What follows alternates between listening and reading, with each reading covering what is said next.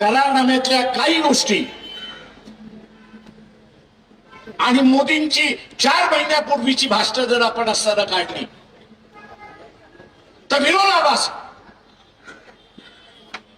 एक काळ मोदी असं म्हणत होते की भारतातली बाजारपेठ ही भारतातल्या शेतकऱ्यांसाठी राखीव राहील, जगाच्या शेतकऱ्याला आम्ही खुली करणार नाही.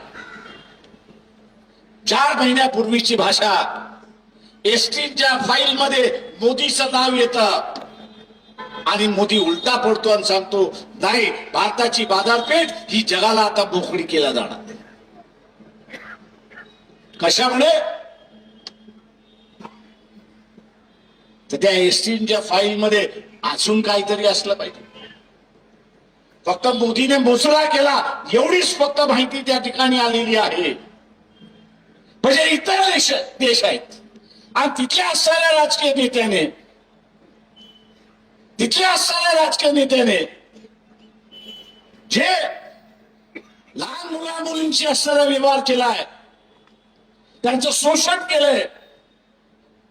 मोदीजी याचा खुलासा करा की तुमचं नाव तर त्या फायलींमध्ये नाहीये आणि ते नाव बाहेर पडू दे. म्हणून तुम्ही देश विकायला निघालेलात आणि म्हणून भवन भागवताना आम्ही असताना विचारतो की तुम्ही तरी गप का बसलात?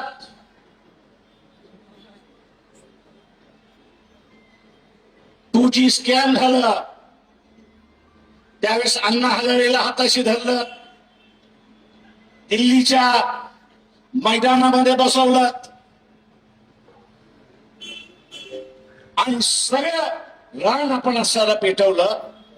आज तुम्ही म्हणत असाल की मोदी ऐकत नसेल, पुन्हा एक अण्णा हजारे उभा करा आणि त्याच्या विरोधात आंदोलन करण्याची हिंमत दाखवा.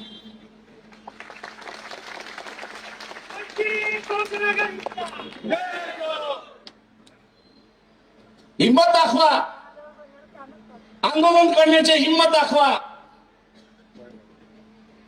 नाही तर देशाला सांगा की एसटीच्या फाईल मध्ये मोदींचं नाव आलं तरी काही नुकसान नाही, हे तरी सांगा. ज्यांचं नाव आलं इतर देशाने त्यांना सगळ्यांना जेलमध्ये टाकलं, पण भारतामध्ये कुणाच्याच विरोधात कारवाई नाही.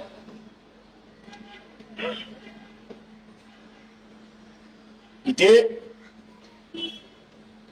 मी उघड असं म्हणेन की सामाजिक दृष्टिकोनातून देश स्वातंत्र्य ठेवायचा की गुलाम करायचा याबद्दलचं विभाजन होत चाललंय असं मी त्या ठिकाणी मानतो.